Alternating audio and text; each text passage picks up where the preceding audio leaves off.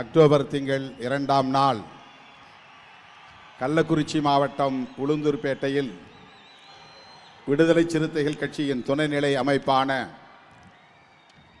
மகளிர் விடுதலை இயக்கத்தின் சார்பில் நடைபெற்றுக் கொண்டிருக்கிற மது மற்றும் போதைப்பொருள் ஒழிப்பு மாநாட்டில் முன்மொழியப்படும் தீர்மானங்கள். தீர்மானம் எண் 1, அரசமைப்பு சட்டத்தின் உறுப்பு எண் 47 கூறியுள்ளவாறு மதுவிலக்கை தேசிய கொள்கையாக அறிவிப்பு செய்ய வேண்டும். இந்திய அரசமைப்பு சட்டத்தின் உறுப்பு எண் 47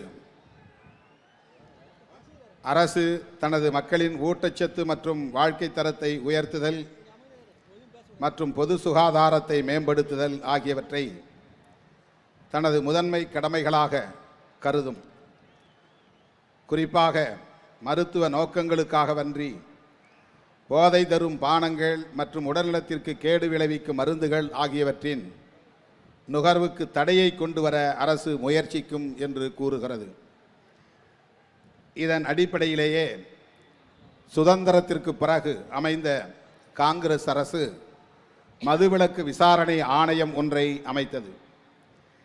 இந்தியா முழுவதும் மதுவிலக்கை நடைமுறைப்படுத்துவதற்கான பரிந்துரைகளை அந்த ஆணையம் அளித்தது. அதன் பிறகு நீதிபதி தேக்சந்த் தலைமையில் ஒரு ஆணையம் அமைக்கப்பெற்றது. அதுவும் தனது பரிந்துரைகளை அரசுக்கு அளித்தது. அப்போது இருந்த காங்கிரஸ் தலைமையிலான இந்திய ஒன்றிய அரசின் இந்த முயற்சிகளுக்கு மாநில அரசுகள் ஒத்துழைக்காததால் அந்த முயற்சிகள் கைவிடப்பட்டன. அதன் பிறகு மாநில அரசுகள் மதுவிலக்கை ரத்து செய்து சட்டம் இயற்றி மதுக்கடைகளை திறந்தன. இது அரசமைப்பு சட்டத்தின் வழிகாட்டு நெறிமுறைகளுக்கு எதிரானதாகும். சட்டத்தின் அடிப்படையிலோ அல்லது பொதுவான வகையிலோ அரசு எடுக்கும் ஒவ்வொரு நிர்வாக நடவடிக்கையும் நியாயமானதாகவும் பொது நலனை அடிப்படையாக கொண்டு இருக்க வேண்டும். தனது நடவடிக்கை நியாயமாகவும் பொதுநலனுக்கு உதவுவதாகவும் இருக்கிறதா என்பதை தீர்மானிப்பதற்கு அரசமைப்பு சட்டத்தின் வழிகாட்டு நெறிமுறைகளுக்கு உகந்ததாக அது உள்ளதா என்ற அளவுகோலை மாநில அரசு பயன்படுத்த வேண்டும் என கஸ்தூரிலால் எதிர் ஜம்மு காஷ்மீர் அரசு வழக்கில் உச்சநீதிமன்றம் கூறியுள்ளது. அவ்வாறு பார்க்கும்போது மதுவிலக்கை ரத்து செய்வதென்பது பொது நலனுக்கு உகந்ததல்ல என்பதோடு நியாயமற்றதும் ஆகும். எனவே இதனை ஒன்றிய அரசு அனுமதிக்க கூடாது. தேசிய மதுவிலக்கு கொள்கையை இயற்றுவதன் மூலமே மதுவிலக்குக்கு எதிரான மாநில அரசுகளின் நடவடிக்கைகளை தடுக்க முடியும். எனவே அரசமைப்பு சட்டத்தின் உறுப்பு எண் 47 கூறியுள்ளவாறு மதுவிலக்கை தேசிய கொள்கையாக அறிவிப்பு செய்து சட்டம் இயற்ற வேண்டுமென இந்திய ஒன்றிய அரசை இம்மாநாடு வலியுறுத்துகிறது. தீர்மானம் எண் 2,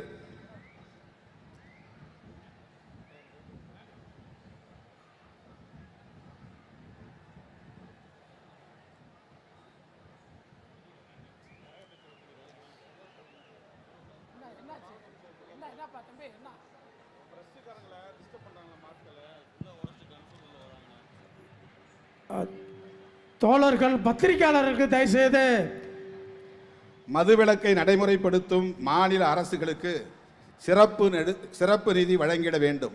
தீர்மானம் எண் 2, மாநில அரசுகள் வருவாய் பற்றாக்குறை காரணமாகவே மதுக்கடைகளை திறப்பதாக கூறுகின்றன. குறிப்பாக ஜிஎஸ்டி வரி விதிப்பு நடைமுறைக்கு வந்த பின்னரே மாநில அரசுகளின் வரி வருவாய் பெருமளவில் பாதிக்கப்பட்டிருக்கிறது. அதற்காக வழங்கப்பட்டு வந்த ஜிஎஸ்டி இழப்பீட்டு தொகையை 2022ஆம் ஆண்டுடன் ஒன்றிய அரசு நிறுத்திவிட்டது. ஆனால் 2023இல் 1,45,000 கோடி ரூபாய் ஜிஎஸ்டி இழப்பீட்டுக்கான செஸ் வரியை ஒன்றிய அரசு வசூலித்து கொண்டது. 2024ஆம் நிதியாண்டில் 1,51,000 கோடி ரூபாயை வசூல் செய்ய திட்டமிட்டுள்ளது. மதுவிலக்கை நடைமுறைப்படுத்தினால் மாநில அரசுகள் கடுமையான நிதி பற்றாக்குறைக்கு ஆளாக நேரிடும்.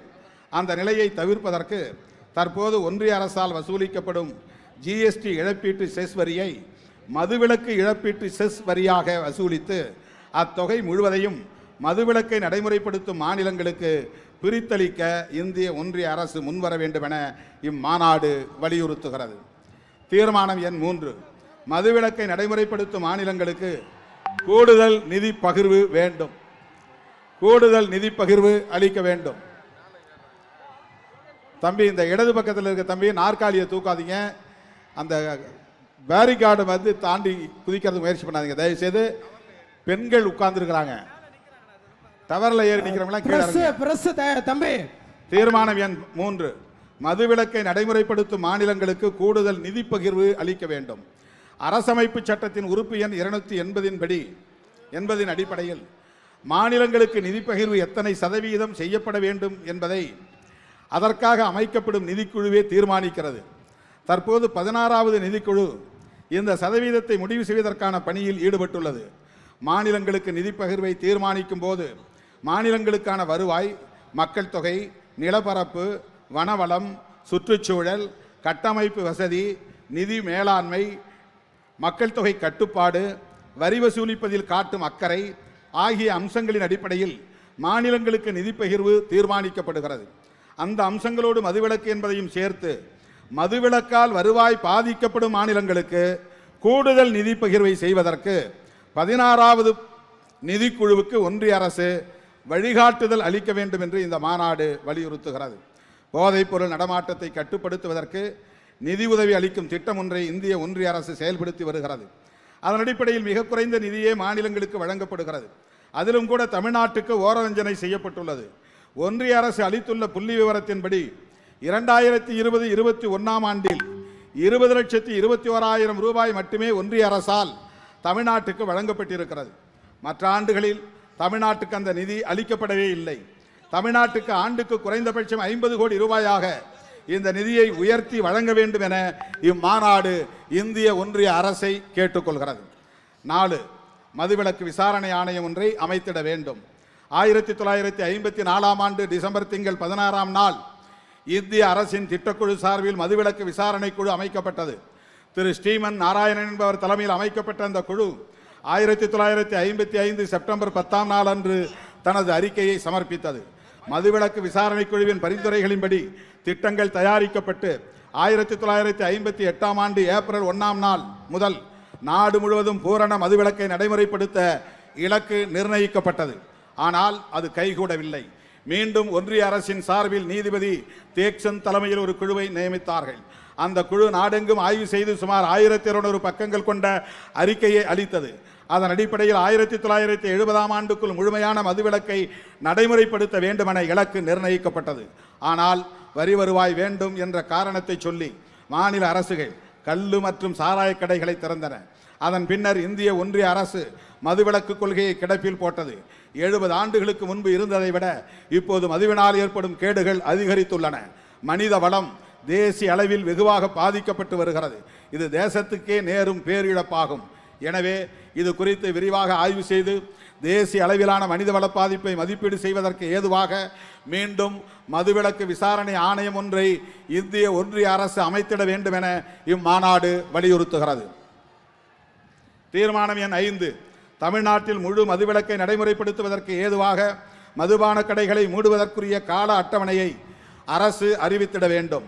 மது உள்ளிட்ட போதைப் பொருட்களின் பாதிப்புகளில் இருந்து தமிழ்நாட்டை மீட்க வேண்டும் என்கிற தந்தை பெரியார், பேரறிஞர் அண்ணா ஆகியோரின் கனவை நனவாக்கும் வகையிலும் குடிநோயாளிகளால் போதைப்பொருள் அடிமைகளால் பாதிக்கப்படும் தமிழ்நாட்டு பெண்களின் கண்ணீரை துடைக்கும் வகையிலும் இளம் தலைமுறையினர் மது மற்றும் போதைப் பொருள்களுக்கு அடிமையாகி குறை வயதில் பலியாவதை தடுத்து தமிழ்நாட்டின் மனித வளத்தை பாதுகாக்கும் வகையிலும் தமிழ்நாடு அரசு முழுமையான மதுவிலக்கை நடைமுறைப்படுத்த முன்வர வேண்டும் என வலியுறுத்தி கேட்டுக்கொள்கிறோம்.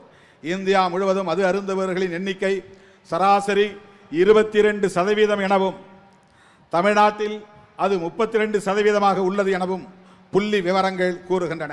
எனவே தமிழ்நாடு அரசு மதுக்கடைகளின் எண்ணிக்கையை தற்போதுள்ளதை காட்டிலும் கூடுதலான வேகத்தில் படிப்படியாக குறைக்க வேண்டும். அத்துடன் முழுமையான மதுவிலக்கை நடைமுறைப்படுத்துவதற்கான கால அட்டவணையை அறிவிக்க வேண்டும் எனவும் இம்மாநாடு தமிழக அரசை வலியுறுத்துகிறது. தீர்மானம் எண் 6, தமிழ்நாட்டில் போதைப் பொருட்கள் புழக்கத்தை கட்டுப்படுத்த உறுதியான நடவடிக்கைகளை எடுத்திட வேண்டும். தமிழ்நாட்டை சார்ந்த 86,000 ஆண்கள் 22,000 பெண்கள் கஞ்சா பயன்படுத்துவதாகவும் 1,71,000 ஆண்கள் 6,000 பெண்கள் ஓபியம் பயன்படுத்துவதாகவும் 1,92,000 ஆண்கள் 10,000 பெண்கள் மயக்கம் தரும் மாத்திரைகளை பயன்படுத்துவதாகவும் 7,000 ஆண்கள் 1,000 பெண்கள் கோக்கைன் என்கிற போதைப் பொருள்களை பயன்படுத்துவதாகவும் ஏடிஎஸ் புகைப்பதன் மூலம் மயக்கம் தரும் போதைப் பொருட்கள், புத்தியை நிலைகுலைய செய்யும் போதைப் பொருட்கள் ஆகியவற்றை 1,82,000 ஆண்களும் 13,000 பெண்களும் பயன்படுத்துவதாகவும் நாடாளுமன்றத்தின் மாநிலங்களவையிலே 13/12/2023 அன்று எழுப்பப்பட்ட கேள்வி ஒன்றுக்கு எழுத்துப்பூர்வமான விடையளிக்கப்பட்டுள்ளது. தமிழ்நாட்டில் போதைப்பொருள் நடமாட்டம் நாளுக்கு நாள் அதிகரித்து வருவது கவலை அளிக்கிறது. நாடாளுமன்ற மாநிலங்களவையில் 2023 டிசம்பர் மாதத்தில் தெரிவிக்கப்பட்ட தகவலின்படி தமிழ்நாட்டில் 2020ஆம் ஆண்டில் சுமார் 4 கிலோ ஓபியமும் 2,98,678 கிலோ கஞ்சாவும் கைப்பற்றப்பட்டதாகவும் 2021ஆம் ஆண்டில் 21 கிலோ ஓபியமும் 1,824 கிலோ கஞ்சாவும் கைப்பற்றப்பட்டது எனவும் 2022ஆம் ஆண்டு 21 கிலோ ஓபியமும் 27,223 கிலோ கஞ்சாவும் கைப்பற்றப்பட்டது என்றும் தெரிவிக்கப்பட்டுள்ளது. அத்துடன் போதைப் பொருட்கள் கைப்பற்றப்பட்டது தொடர்பாக 2020ஆம் ஆண்டு 543 வழக்குகளும் 2021ஆம் ஆண்டு 6,852 வழக்குகளும் 2022ஆம் ஆண்டு 10,385 வழக்குகளும் தமிழ்நாட்டில் பதிவு செய்யப்பட்டுள்ளன. ஒவ்வொரு ஆண்டும் போதைப்பொருள் பயன்பாடு தொடர்பாக பதிவு செய்யப்பட்ட வழக்குகளின் எண்ணிக்கை அதிகரித்து கொண்டே வருவதை பார்க்கிற போது தமிழ்நாட்டில் போதைப்பொருள் புழக்கம் அதிகரித்து வருகிறது என்பது உறுதிப்படுகிறது. மதுவை போல் அல்லாமல் போதைப் பொருட்கள் ஏற்கனவே இங்கு தடை செய்யப்பட்டுள்ளன. அப்படி இருந்தும் தமிழ்நாட்டின் கிராமப்புறங்களிலும் கூட போதைப்பொருள் நடமாட்டம் அதிகரித்து வருவதை காண முடிகிறது. குறிப்பாக பள்ளி கல்லூரி மாணவர்களிடையே மதுவை காட்டிலும் போதைப் பொருட்களின் புழக்கம் அதிகரித்து வருகிறது. சென்னை, திருவண்ணாமலை, உதகை ஆகிய 3 மாவட்டங்களில் மேற்கொள்ளப்பட்ட ஆய்வின் அடிப்படையில் 7ஆம் வகுப்பிலிருந்து 12ஆம் வகுப்பு வரை படிக்கும் மாணவர்களில் 9% பேர் மது, கஞ்சா, கூல்லிப் ஆகிய போதைப் பொருள்களுக்கு அடிமையாகி இருக்கிறார்கள் என்கிற அதிர்ச்சி தரும் புள்ளி விவரத்தை சமூக கல்விக்கான நிறுவனம் என்ற அமைப்பு கண்டறிந்துள்ளது. இந்நிலையில் போதைப் பொருள் புழக்கத்தை கட்டுப்படுத்த தமிழ்நாடு அரசு உறுதியான கடுமையான நடவடிக்கைகளை மேற்கொள்ள வேண்டும் என்று இம்மாநாடு கேட்டுக்கொள்கிறது. 7. மது மற்றும் போதைப் பொருட்கள் ஒழிப்புக்கான விழிப்புணர்வு பரப்பு இயக்கத்தில் மகளிர் சுய உதவிக் குழுக்களை ஈடுபடுத்த வேண்டும். மது மற்றும் போதைப் பொருட்கள் ஒழிப்புக்கு சட்டப்பூர்வமான நடவடிக்கைகள் எடுத்தால் மட்டும் போதாது. போதைப் பழக்கத்தால் ஏற்படும் பெரும் பாதிப்புகள் தொடர்பாக பொதுமக்களிடையே போதிய விழிப்புணர்வை ஏற்படுத்த வேண்டும். தொடர்ச்சியான பரப்பு இயக்கத்தின் மூலமே அத்தகைய விழிப்புணர்வை மக்களிடையே ஏற்படுத்த முடியும். எனவே மது போதைப் பொருட்கள் ஒழிப்பு பரப்பு இயக்கம் ஒன்றை தமிழ்நாடு அரசு துவங்கிட வேண்டும். அந்த பரப்பு இயக்கத்தில் தமிழ்நாடெங்கும் இயங்கி வருகிற மகளிர் சுய உதவி குழுக்களை முழுமையாக ஈடுபடுத்த வேண்டும் என்று தமிழ்நாடு அரசை வலியுறுத்தி கேட்டுக்கொள்கிறோம். தமிழ்நாடு அரசின் மதுவிலக்கு மற்றும் ஆயத்தீர்வைத்துறையின் 2024-25ஆம் ஆண்டுக்கான கொள்கை விளக்க குறிப்பில் மது மற்றும் போதைப் பொருட்களின் தீமையை பற்றி மக்களிடம் விழிப்புணர்வை ஏற்படுத்துவதற்கு 4 கோடி ரூபாய் ஒதுக்கப்பட்டிருப்பதாக தெரிவிக்கப்பட்டுள்ளது. இந்த தொகை போதுமானதல்ல. குறைந்தது ஆண்டுக்கு 200 கோடி ரூபாயாக மது மற்றும் போதைப் பொருள் எதிர்ப்பு பரப்பு இயக்கத்திற்கென பட்ஜெட்டில் ஒதுக்க வேண்டும் என்று இம்மாநாடு தமிழ்நாடு அரசை கேட்டுக்கொள்கிறது. 8. குடிநோயாளிகளுக்கும் போதை அடிமை நோயாளிகளுக்கும் நச்சு நீக்க சிகிச்சை அளிக்க அரசு மருத்துவமனைகளில் அவற்றுக்கான மையங்களை உருவாக்க வேண்டும். De addiction centre. தமிழ்நாடு முழுவதும் 20 இடங்களில் போதை மீட்பு மையங்கள் அமைத்து சிகிச்சை அளிக்கப்பட்டு வருவதாகவும் இந்த நிதியாண்டில் மேலும் 25 மையங்கள் அமைக்கப்படும் என்றும் அண்மையில் தமிழ்நாடு அரசின் மதுவிலக்குத்துறையால் தெரிவிக்கப்பட்டுள்ளது. இது தமிழ்நாட்டில் உள்ள குடிநோயாளிகளின் எண்ணிக்கையை ஒப்பிடும்போது சிகிச்சை மையங்களின் எண்ணிக்கை மிக மிக குறைவாகும். எனவே அனைத்து அரசு மருத்துவமனைகளிலும் போதை மீட்பு சிகிச்சை மையங்களை டி அடிக்ஷன் சென்டர்ஸ் அமைத்திட வேண்டும் என்று இம்மாநாடு தமிழ்நாடு அரசுக்கு வேண்டுகோள் விடுக்கிறது. தீர்மானம் எண் 9. மது மற்றும் போதை அடிமை நோயாளிகளுக்கான மறுவாழ்வு மையங்களை அனைத்து வட்டாரங்களிலும் அமைத்திட வேண்டும். நேஷனல் ஹெல்த் மிஷன் திட்டத்தின் கீழ் தமிழ்நாடு அரசு 2020ஆம் ஆண்டில் 7 அரசு மருத்துவக் கல்லூரி மருத்துவமனைகளில் மது மற்றும் போதைப் பொருட்களால் பாதிக்கப்பட்டவர்களுக்கான மறுவாழ்வு மையங்களை துவக்கியது. அதற்காக 100 பேர் தற்காலிக பணியாளர்கள் நியமிக்கப்பட்டனர். டாஸ்மாக் அதற்கான செலவை ஏற்றுக்கொண்டது. ஆனால் டாஸ்மாக் தொடர்ந்து நிதியளிக்க மறுத்ததால் அந்த திட்டம் 2023ஆம் ஆண்டுடன் நிறுத்தப்பட்டு அந்த தற்காலிக பணியாளர்கள் வேலை நீக்கம் செய்யப்பட்டனர். இது குடி மற்றும் போதை அடிமை நோயாளிகளை மீட்பதற்கு தமிழ்நாடு அரசு போதிய அக்கறை காட்ட வேண்டும் என்பதை உணர்த்துகிறது. 2023-24ஆம் ஆண்டில் மது மற்றும் போதைப் பொருட்களால் பாதிக்கப்பட்டவர்களுக்கு நிவாரணம் வழங்குவதற்கு 2.5 கோடி ரூபாய் ஒதுக்கப்பட்டதாகவும் அதில் 490 பேர் பயனடைந்ததாகவும் தமிழ்நாடு அரசு தெரிவித்துள்ளது. இது மிக மிக குறைவான தொகை என்று கருதுகிறோம். குறைந்தபட்சம் 100 கோடி ரூபாயாவது அதற்கென ஒதுக்கி அனைத்து வட்டாரங்களிலும் மறுவாழ்வு மையங்களை அமைக்க வேண்டும் என்றும் குடிநோயாளிகளின் குடும்பத்தினருக்கு வாழ்வாதார நிதி வழங்க வேண்டும் என்றும் இம்மாநாடு தமிழக அரசை கேட்டுக்கொள்கிறது. 10. டாஸ்மாக் என்னும் அரசு நிறுவனத்தின் மது வணிக தொழிலாளர்களுக்கு மாற்று வேலை வழங்கிட வேண்டும். டாஸ்மாக் நிறுவனத்தின் அரசு மதுபான கடைகளில் சுமார் 30,000 தொழிலாளர்கள் வேலை செய்கின்றனர். மதுவிலக்கை நடைமுறைப்படுத்தும் நோக்கில் அரசின் மதுக்கடைகள் படிப்படியாக மூடப்பட்டால் அவற்றில் பணிபுரியும் விற்பனையாளர்கள், மேற்பார்வையாளர்கள் உள்ளிட்ட ஏராளமான தொழிலாளர்கள் தங்களின் வேலையை இழக்க நேரிடும். எனவே அவர்களது வாழ்வாதாரத்தை பாதிக்காதவாறு அந்த தொழிலாளர்களுக்கு மாற்று வேலை வாய்ப்பை வழங்கிட வேண்டும் என தமிழ்நாடு அரசை இம்மாநாடு வலியுறுத்தி கேட்டுக்கொள்கிறது. தீர்மானம் எண் 11. தமிழ்நாடு சட்டப்பேரவையில் தீர்மானம் நிறைவேற்ற வேண்டும்.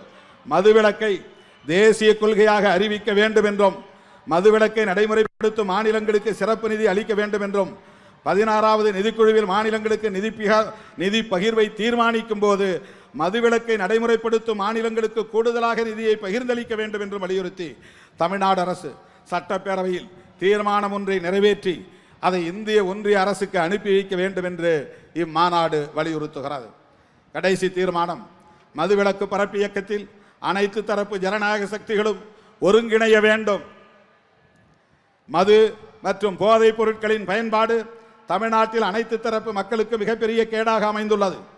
அதனை கட்டுப்படுத்துவதும் தமிழ்நாட்டு மக்களை போதைப் பொருட்களின் அடிமைத்தனத்திலிருந்து மீட்டெடுப்பதும் அரசாங்கத்தின் பொறுப்பு மட்டுமல்ல, அனைத்து தரப்பினரின் முதன்மையான கடமையாகும். எனவே தமிழ்நாட்டு மக்களின் எதிர்கால நலன்களை கருத்தில் கொண்டு மது மற்றும் போதைப் பொருட்கள் ஒழிப்புக்கான பரப்பு இயக்கத்தில் அனைத்து அரசு சாரா அமைப்புகளும், NGOs, அரசு சாரா அமைப்புகளும், அரசியல் கட்சிகளும், சமூக பண்பாட்டு இயக்கங்களும், ஊடகங்களும், இன்ன பிற அமைப்புகளும் தேசத்தின் மனித வளத்தை பாதுகாக்கும் பொறுப்புணர்வோடு தங்களை ஈடுபடுத்திக் கொள்ள முன்வர வேண்டும் என இம்மாநாடு அறைகூவல் விடுக்கிறது. இந்த 12 தீர்மானங்களையும் என் உயிரின் உயிரான விடுதலை சிறுத்தைகளே கைகளை தட்டி ஆரவாரம் செய்து நிறைவேற்றி தருமாறு உங்களை மெத்த பணிவோடு கேட்டுக்கொள்கிறேன். நிறைவேறியதா? நிறைவேற்றி தந்த உங்களுக்கு என்னுடைய நெஞ்சார்ந்த நன்றி. பால பிரஜாபதி அடிகளார் அவர்கள் மேடையில் இருக்கிறார். அவர் வந்ததும் ஒரு வேண்டுகோளை வைத்தார். காந்தி பிறந்த நாள், சுதந்திர நாள், குடியரசு நாள் போன்றவற்றில் மதுபான கடைகளுக்கு விடுமுறை அளிக்கப்படுகிறது. மாண்புமிகு முதல்வரின் கவனத்திற்கு நீங்கள் எடுத்துச் சென்று ஐயா வைகுண்டரின் பிறந்த நாளிலும் மதுக்கடைகளை மூட வேண்டும் என்ற கோரிக்கையை விடுத்தார். அதையும் 13வது தீர்மானமாக விடுதலை சிறுத்தைகள் கட்சி இங்கே முன்மொழிகிறது. அந்த தீர்மானத்தையும் நீங்கள் நிறைவேற்றி தர வேண்டும் என்று கேட்டு நன்றி கூறி முடிக்கிறேன்.